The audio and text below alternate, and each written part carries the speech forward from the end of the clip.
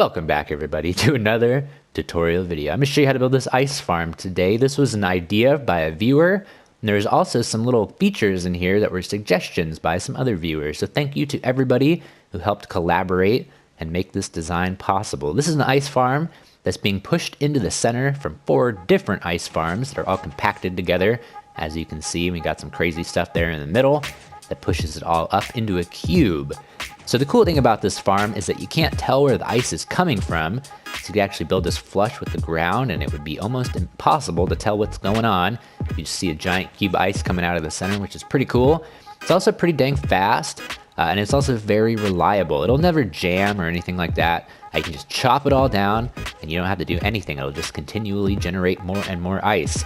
Super cool. So this technology is very simple, but it is very, very expensive. So you can see there's tons and tons of pistons. I'm not going to give you a material list because if you're barely having materials to build this and you're trying to count them, then it's probably not a good idea. This is a late game build. This is something when you got all of the redstone and you don't need to worry about using a ton of it for a superfluous action like generating some ice.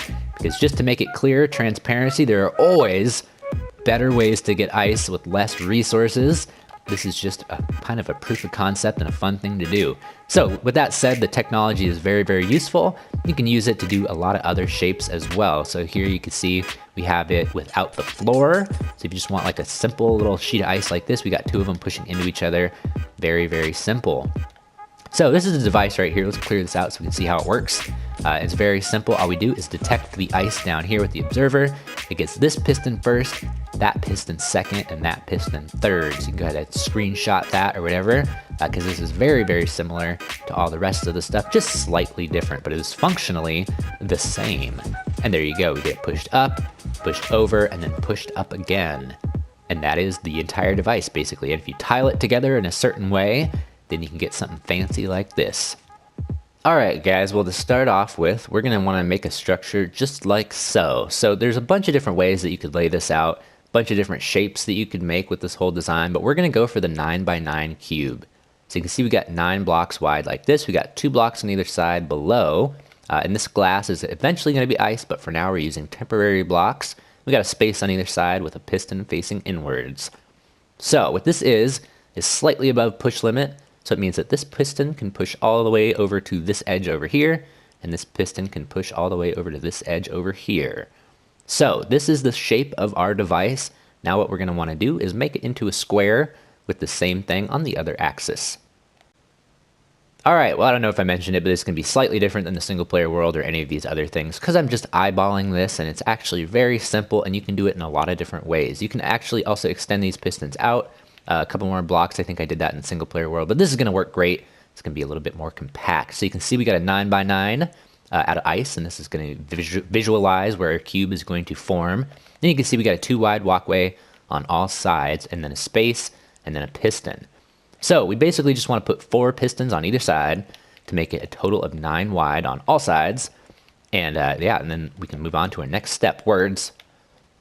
Okay, so now that you're confident that your pistons are in the proper position, you can go ahead and break all this temporary stuff because it is just temporary. And we're going to start working on the redstone. Okay, so you can go ahead and copy this. And anytime I do any of these things, you can do it for all 4 sides. And I'm just going to do one side, and then I'm just going to copy it over. So if you want to do it all at the same time, then you can go ahead and do that. It might make it a little bit easier. So we just want a line of pistons at this level and a line of observers facing this direction at this level. We also want some glass and some glass. And we could also put a couple more pieces just like so. We want one against the piston, and we want to make that a little area as well. So anything here, all of these glass blocks will all have source blocks on top of them, and this will make sure that we always have more ice forming if we push all of the ice out. So there we go. We got our both sides for our water, and we can go ahead and add the water in last. Alright, so you can go ahead and put a line of blocks on the back of these observers, and then a line of blocks on top of that. You can also put another line of blocks down by a block like so, and that is going to be where all of our redstone sits. So we can put redstone on this level, which is the line that gets activated whenever the ice gets generated, and then this is going to be the line that activates our top pistons. So what we're going to want to do is put a normal piston on either side. You could be on either side. We're going for this side, so we're going to do it on the same side for all the other ones as well. We're going to want a gravity block on top of our normal piston. And that's going to make sure that when the observer pulses, it gives it one pulse and nothing more. We can swap that out for a regular block and put a regular block down there with with a repeater, excuse me. We want to take this redstone and just pop it up to the top. And don't even worry about it connecting right there. It doesn't matter. We're going to put a repeater. And let's see, we want this to be on that setting. Perfect. All right, so now from down below, you can add a temporary block and a normal block right there to put our piece of redstone on. So you can see that the redstone goes up and it also goes down. And so we're going to want to do a staircase so it can go down and around and this direction. And we want it to go into all of these pistons. And this is the first thing that gets activated. So we can do a line of blocks and we can do a line of 2 blocks like so. And we're just going to do some repeaters and some redstone. Pretty simple stuff. And these don't have to have any delay. We also want a repeater right there with no delay because we want this one to happen first. As soon as the ice gets generated, we want it to be pushed up by these ones. Then afterwards, it's going to be pushed out by these ones. So we can test this out real quick. Put a block in here, and you should see, bam, it gets pushed over to the side. All right, well, that's super simple, and that is basically all you need. So you could stop here, and this could be your entire ice farm. If you don't want to do all of the crazy cube generation stuff, you just want to make like a sheet of ice, that is a really good way to do it. And you can see that's what I got over here. We got 2 of them facing into each other. So you can just walk through it and just break everything like this. And then once it's done, you can go ahead and hit the button, and it'll clear out any blocks of ice available to be cleared out, and it will start all over again. My gosh, the thing freaks out sometimes. Anyway, like I said, so you could stop here if you want to, but what I'm going to do is tile this around to all 4 sides. All right, guys, so with that, all of the redstone is in place, and we got all 4 sides, and just to test it out, let's just make sure all of the sides function appropriately. Bam, bam, bam, and bam, and there we go. We got all of the sides. Wait, why did that one not work? What is that about? Oh, forgot the delay. Perfect, and that is why we do the testing. All right, so you should see a 9x9 area in the middle, and just to check, we got 1, 2, 3, 4, 5, 6, 7, 8, 9, like so. Perfect.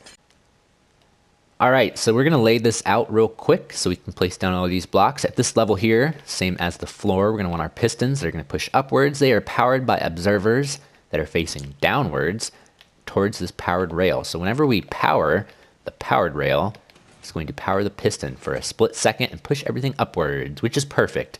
So now we just want to fill this out with blocks so we can place down all our rails. And then the rails like to go in a certain orientation, which I will show you. All right, so fill it all up with powered rails. You can see they're not actually connecting, and that is because we've chosen the orientation where rails go up and down in the north to south axis. And when we put one next to it, it's going to change it into the west to east. And that is how we make sure that they do not connect. When we're placing them down, it just makes it a little bit easier. All right, so that's all of our rails, and what we can do now is just put down observers like so, and we can put down pistons on top of all of them, and do this now. All right, there's other ways to do that that might be cheaper, like with a minecart and detector rails and stuff, but this is by far the most reliable way to do that, so I recommend getting the materials, saving it up, and trying to build it like this. So what you're going to want to do is find the side of the rails where they're all facing towards one side and put down a line of blocks with redstone on top. That way when we activate this line of redstone, all of those powered rails get activated. So if we did it on the other side, like for example, line of blocks right here, it would only activate this first rail and none of the rest. So make sure you got this at the proper orientation and do it on both sides. Just like so. All right, so this device can get kind of spaghetti monster. So what we're going to do to try and compact things is we're going to make a line of blocks right here and a line of blocks right there. We're going to want a piece of redstone and a repeater. This one gets full delay, and this is 2 more pieces of redstone. So what's going to happen is this one is going to activate it through that block, go into here, get all that stuff. This one's going to activate it through this redstone, go into there, get all that stuff. And they're not going to affect each other. So check this out. Let's test this out. We should see a block up over that whole thing activate, and the same on the other side. Perfect. All right, so now that we know that we got our redstone in place, you can do it on the other side like I've already done. Yeah, and you're pretty much good to go. I think it's time to put in the water, make a little floor. Yeah, and this thing is pretty much done. Amazing. Okay, in order to do this step, we're going to want to break some redstone so we don't just get to this crazy action going on when we're placing down our water.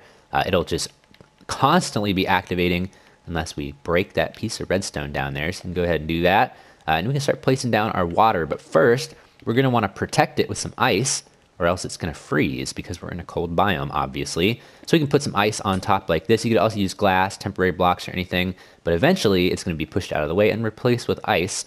So you can go ahead and just put it down to begin with, and it'll work fine. Now we can put source blocks on top of all of those glass blocks. And you should see that it should make source blocks on top of our pistons. Bam, super cool. And so this is all going to turn into ice, which is going to activate our whole deal, and it's going to be sweet. So I guess we could put back our redstone, and we can watch that activate occasionally. And there you go, we already got our first piece of ice, but I was too late. Let's test it out. Bam, we got ice pushing into the center, and we got room for more ice to generate. Amazing. So let's do that to all four sides, and I'll BRB. So you should start to be noticing the lag already, because this thing is activating a lot of redstone, a lot of pistons. You can see I'm just putting it together without turning it off first. It's actually not too difficult to do that. All right, so it should be all working. You should see it activate here and there pretty often because we've got quite a bit of ice here generating.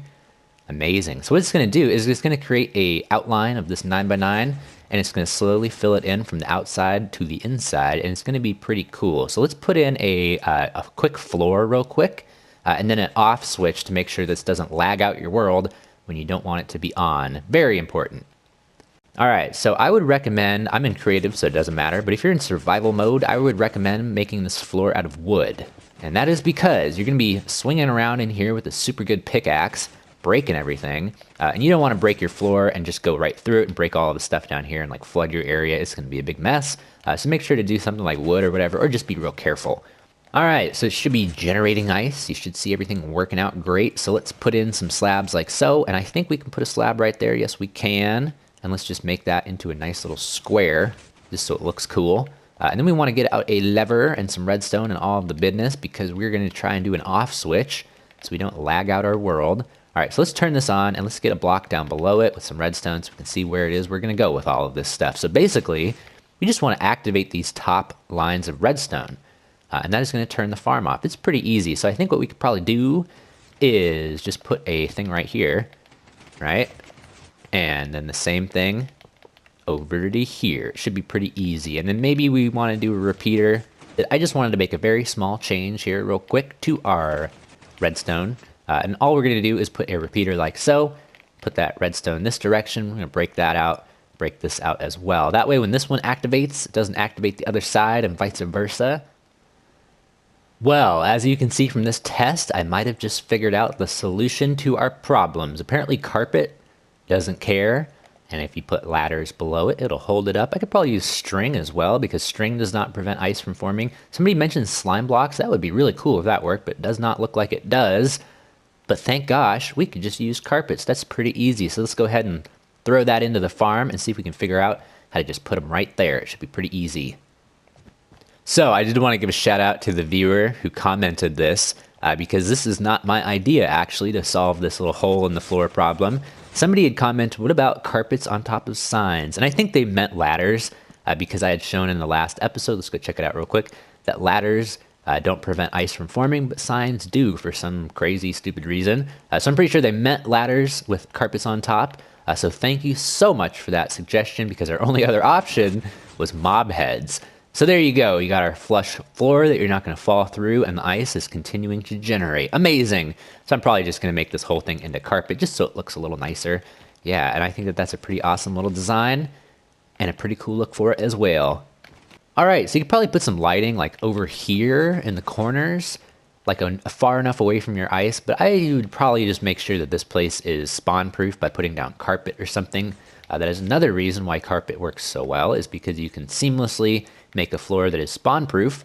You also don't fall through those holes. Amazing. Or you can use slabs or something else like that. Just make sure you don't put a bunch of lighting on here, because it'll start to melt your ice, which will totally wreck all your redstone. Another thing too, this is a PS4 specific thing, and I don't know if anybody is going to be building this not on PS4, and if it would even work at all, but I'm going to put a full block underneath all these pistons, because that lag just seems like it's not the best thing. Ow, my throat.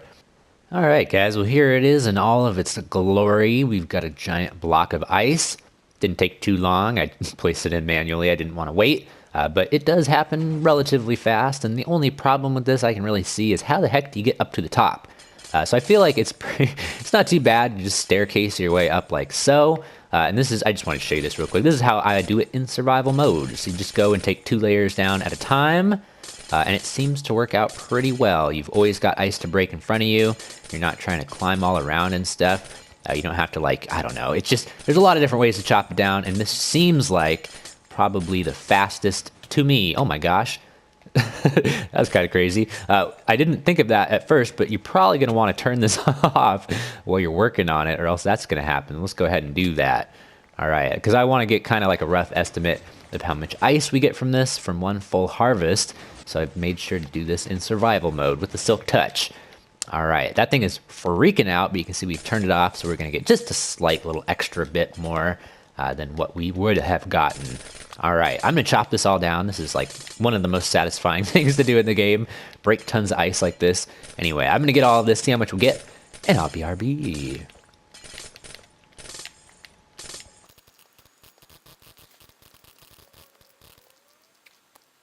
All right, so once you've chopped the top off of it, look how much ice we've already gotten. My gosh, this like not even, that was like a third of the whole block or something like that. I'm just gonna go in and chop out a place for us to walk around so the 2 high, and then what we can do is we can just look up and break the rest. So this is how I do it in survival. You just break up the top, and then once you've gotten it to be within reach from the bottom here, just break off a place for you to walk around in, and then you can just look up and get all of the rest of it, and that seems pretty dang fast.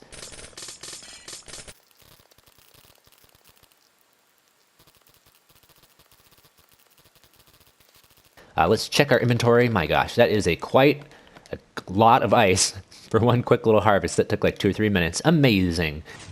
All right, so one last little thing to think of. These corners always go way faster because it's obviously got 2 pistons pushing into the same spot. Anyway, so basically there's one other thing to think about. So if this thing was to be automatically stopped because it's full, it's gonna look different than if you were to stop it with a lever, right? Because when you stop it with a lever, these pistons are in place, preventing anything from, or any more ice from growing. But if this was gonna stop automatically once it's full, this is gonna jam up full of ice. There's gonna be ice in all of these blocks, not up there, but down in here, there's gonna be ice in all of those.